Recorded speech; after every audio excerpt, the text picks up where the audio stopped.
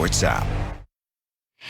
That was a preview of Cue Ball, the story of the San Quentin prison basketball team. It's the latest film from Fox Sports' Emmy-nominated Magnified documentary series and is executive produced by one Kevin Durant. Cue Ball premieres tonight at 9 Eastern on FS1. These are always so well done. Jenna, in that Magnified series, we were nominated for 2 Emmys and 2 previous ones. 2 of the previous ones. I believe they'll get another one for this one. This is the way I grew up. My brother Butch used to take me to the local penitentiary, and we played against superstars. I mean, guys with all kinds of ability. He was trying to teach me a number of different lessons. Number one, look at all the talent out here. Some of it gets sidetracked. And for him being an NBA player, it was great work for him to be able to get the competition. So I'm really looking forward to seeing this. This is something, these Magnify projects is something that's relatively new. We've been doing here the last couple of years. We're batting 1,000 thus far. I haven't seen this one yet, but from what I've read about and the reviews of it, it seems like this is going to be in line with it. All of these have been exceptional. Set your DVRs or watch it tonight. I can't recommend this series of documentaries that we've done highly enough. And credit to KD. Credit to Putting KD. his name and money and stuff behind it is really, really cool. And his guy, Rich Kleinman. Oh, yeah, absolutely right.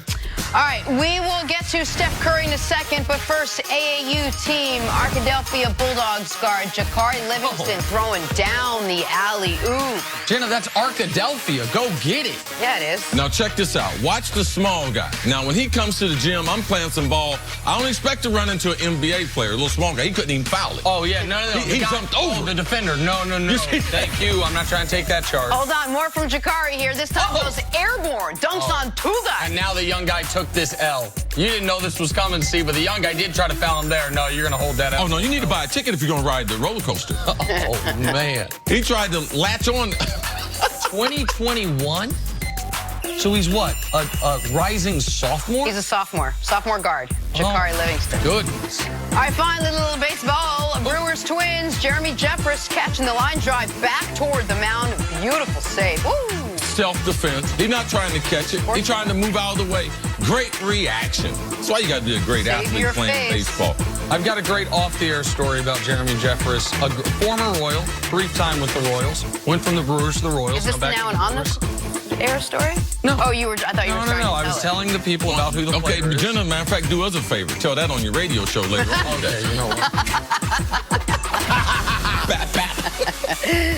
Bap, CC. All right, let's talk some Steph Curry, as he'll be leading the Warriors into Game 1 of the Finals against the Toronto Raptors. That gets underway Thursday night. Steph's resume, pretty tight. 3-time NBA champion, 2-time regular season MVP, and voted best babyface in the league. But what he doesn't have is a Finals MVP. Steph opens the series as the favorite to win it, though. Nick, what would a Finals MVP do for Steph's legacy?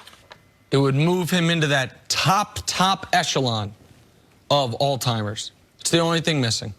It is the only thing missing. He is a 3-time champion, like you mentioned. He is the architect and the centerpiece of, at the very least, the greatest dynasty of this era, and a dynasty that could rival the Bulls in the 90s, the Lakers in the 80s, maybe even the Celtics in the 60s. But the one club he's not a part of is the Finals MVP club. And if and when he gets a Finals MVP, he joins an even more exclusive club than Finals MVP. And that's guys who have multiple regular season MVPs who also have at least one Finals MVP. That list is 8 names long. Goes like this: LeBron, Michael, Magic, Kareem, Wilt, Duncan, Bird, Moses. Wow. Now, Bill Russell is not included in that. He probably should be. The trophy's now named after him, but it wasn't given his time. But those players are the 1st, 2nd, 3rd, 4th, 6th, 7th, 9th, and 14th by my rankings, greatest players ever. And it's going to be hard to keep Steph Curry out of that type of conversation if he adds a 4th championship and a Finals MVP. It's the only thing missing. You could argue he should have won it in 2015 over Iggy. He was right there with Kevin Durant last year, but he hasn't gotten one yet. This is his best opportunity, particularly because of how badly the Warriors are going to need him in these NBA Finals, with Kevin Durant missing at the very least the first game. Yeah, I think it's more important to me. The history stands alone by itself, but it's important that he has an epic NBA Finals, because in the playoffs, he has not been at his best. We've seen him best during the regular season, even though he's been a winner. If he's not MVP, because you guys posed the question if he is, Well, what if he's not MVP?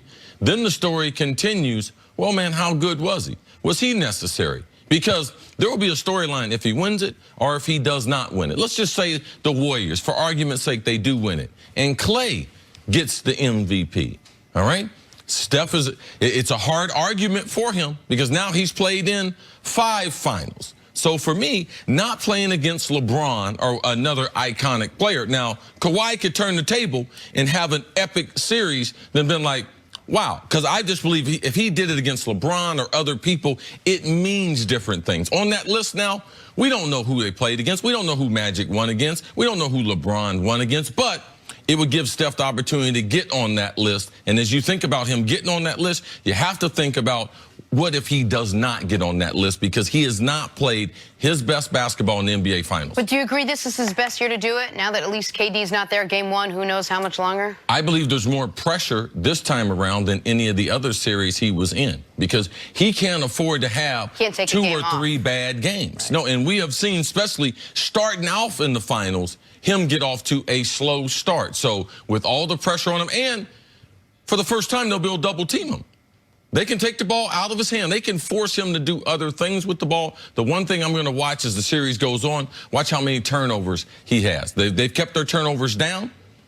I don't believe the Toronto defense is going to allow for that, so I believe they'll be a little more careless with the basketball. So I'm looking forward to seeing Steph on the biggest stage. And what Steph has to avoid, because this is, I want to be very clear about my feelings on Steph in the playoffs. It's not that he hasn't shown the ability to have amazing playoff moments and amazing playoff stretches. He's in the midst of a 36-8-7 stretch right now. What has prevented him from winning any of Finals MVPs in the 3 years they've won the title is he has a propensity, unlike almost any other all-time great player, for the dud of a game.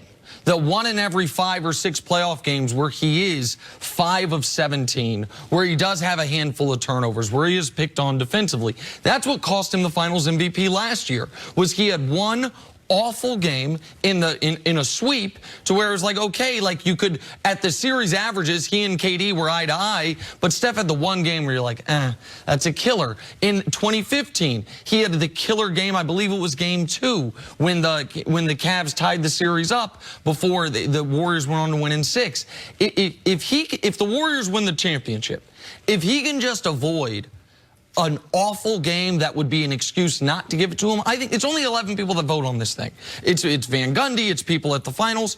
I think ties will go to Steph. I think people would want Steph to win this. There's 2 other guys on his team who already have a Finals MVP. So a tie should go to Steph at this point in his career. The stage is set, but the trophies aren't given out till the end.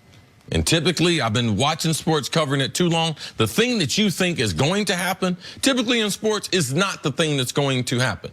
So for me, I'm more afraid of Klay going off. I'm afraid of Klay catching fire because in some of these big games, Klay, he's been able to play for a quarter. He didn't have to be outstanding for 5 games, but there's more pressure on Klay. There's more pressure on Steph. So I wouldn't be surprised if they're neck and neck, Steph and Klay, as far as the mentions, as far as the MVP. And when you say, Jenna, is this his best chance?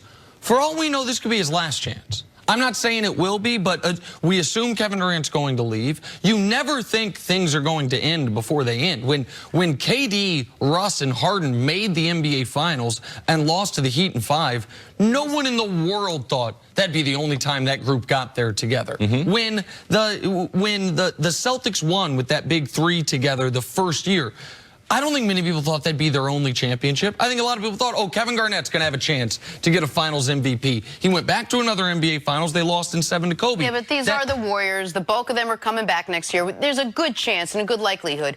But I think because of KD perhaps not going deep into the series or maybe not starting for a while, that would be his biggest chance. Well, listen, it is certainly of these last 3 years, I would argue, the best chance for him to shine because he's not going to have to share the spotlight with Kevin Durant. But while the Warriors will go into next season, even without Kevin Durant as the favorites in the West, they won't be the overwhelming favorites, them versus the field favorites they've been in the previous few years. So, yeah, it's important for Steph because to Chris's point, if this is the last Finals they make or the last championship they win, and all of a sudden you're back, like, wait, Iggy won 1, Durant when he was there won 2, and Draymond peeled 1? Clay peeled one. And KD's out. And right. And without KD there, so there, I was looking at it from if he gets it, what it catapults him to. If he doesn't get it and they win, what that means for him, fair or not, moving forward is an interesting discussion as well. All right, the news again this morning, KD is out for game 1. We will see what that means for the rest of the team over the course of the next couple hours. Coming up, could this just be the beginning of Kawhi's career in Toronto? That is next on First Things First.